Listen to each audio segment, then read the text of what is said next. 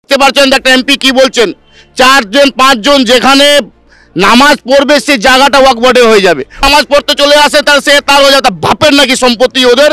কিছু কিছু জায়গার নামে রাজাবাজার, খিদিরপুর, মিটিয়াপুর, সেই সব জায়গা যাবেন, নিজেকে ভয় লাগবে, আপনি নিজেই সেফ মনে করবেন না। দেখলাম যে বলা হচ্ছে কুম্ভের জমি ওয়াকফ সম্পত্তির মধ্যে পড়ে, কি বলবেন এই?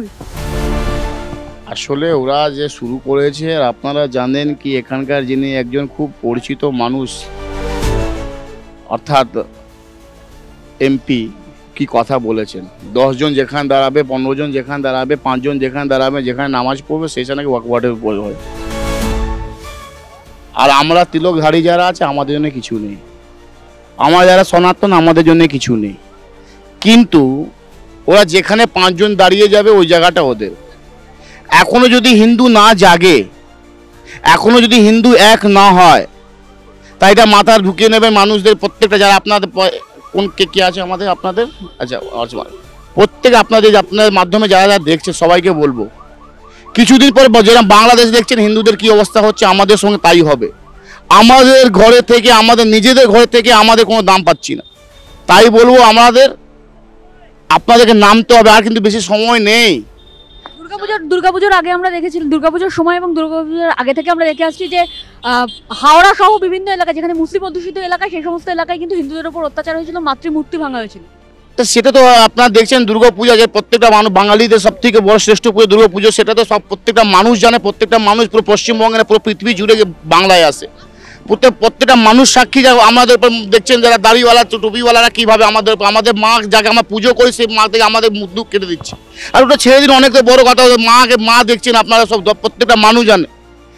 আপনারা দেখবেন দুর্গাপুজোর দুর্গা ঠাকুর ভেঙেছে, কালী পুজোর কালী মা ভেঙেছে। আপনার সব থেকে বড় কথা হচ্ছে আপনারা জানেন যে আমাদের কার্তিক ঠাকুরটাকেও ভেঙেছে। আপনাদেরকে বারবার একটাই বলছি, হিন্দুদেরকে প্রত্যেকে বলছি, এখন জাতি ছাড়ুন, হিন্দু হন। আগে আমরা সনাতন, তারপরে আমরা জাতবাদে যাবেন না, আগে আমরা হিন্দু, আগে আমাদেরকে এক হতে হবে। না হলে এই টুপিওয়ালায় মৌলবীরা আমাদেরকে শেষ করে দেবে। টুপিওয়ালা মৌলবী থেকে বাঁচতে গেলে আমাদের হিন্দুকে এক হতে হবে, আমাদের মা বোনকে রক্ষা করার জন্য আমাদের হিন্দুকে আগিয়ে আসতে হবে। না হলে বাংলাদেশের মতন আমাদের নিজেদের ঘরে থেকে ঘর থাকতে হবে না। দেখতে পাচ্ছেন একটা এমপি কি বলছেন, 4 জন 5 জন যেখানে নামাজ পড়বে সেই জায়গাটা ওয়াকফ বোর্ডে হয়ে যাবে। অর্থাৎ আমরা যদি এখানে দাঁড়িয়ে আছি, এখানে যদি 5 জন যদি নামাজি পড়তে চলে আসেন, আমরা সব ধর্মকে শ্রদ্ধা করি, কিন্তু এই জায়গায় যদি 5 জন নামাজ পড়তে চলে আসে তার সে তার হয়ে যাবে, বাপের নাকি সম্পত্তি ওদের।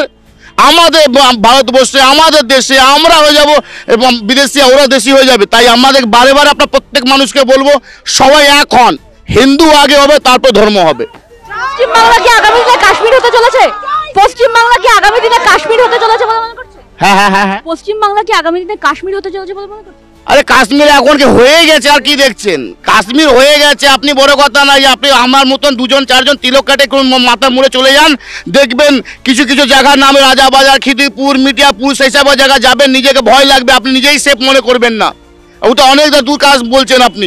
এই জায়গায় চলে যান, যেসব জায়গার নাম বললাম, তিলকট, এই গেরুয়া বস্ত্র ধারণ করে চলে যান একা, আপনি নিজে আপনি মা জননী, আপনি চলে যান গেরুয়া বস্ত্র ধারণ করে, তারপরে বুঝতে পারবেন আপনি কোন জায়গায় কাশ্মীরে আছেন না ভারতবর্ষে কোন একটা প্রান্তে আছেন। আপনাদেরকে আমি বলে দিই, প্রত্যেকে সবাই হিন্দু এক হও, হিন্দু এক হও।